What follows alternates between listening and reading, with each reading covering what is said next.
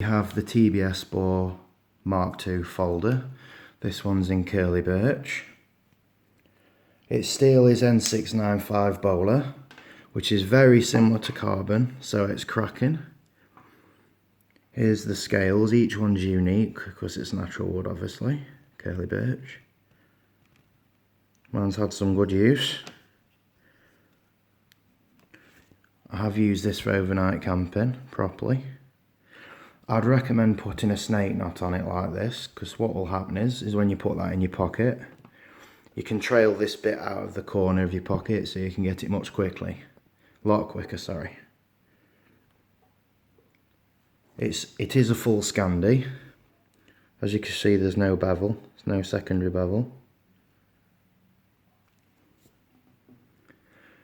Its blade is 2.8 inches, which is 70 millimeters.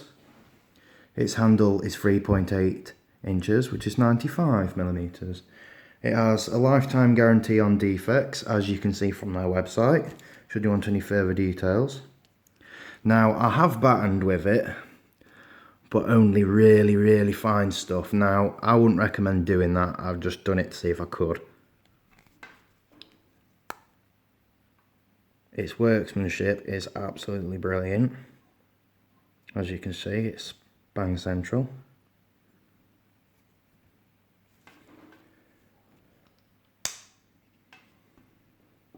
Its price currently today is £59.95, and then you've got postage on top.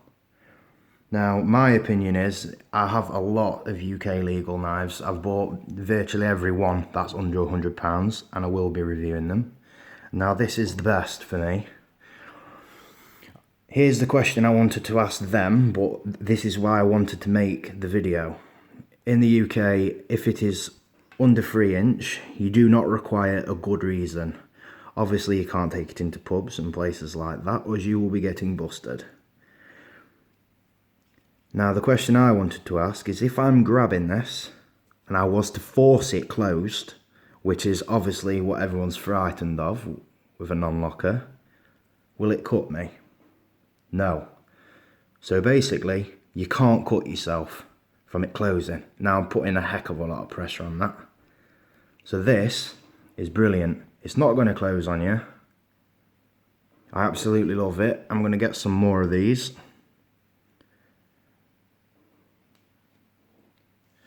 Now, I have scraped a fire steel and I have lit a few fires with it. However, with the Chinese cheap fire steel I used, it has slightly roughed the edge here. Now, I'd probably more blame that on the fire steel, and it might actually be a bit of the fire steel that's stuck to the side, which it's looking like it is. There's very little wear on the blade. It is good for a fire steel, and I shall do you a demonstration right now. But personally, I would recommend using a Swiss Army knife reamer. This is the Farmer, this is what I would partner it up with, and I do scrape a fire steel with this instead of any bushcraft knife. I just prefer it. I'd rather do that than damage a knife. So I'll do a demonstration of the fire steel.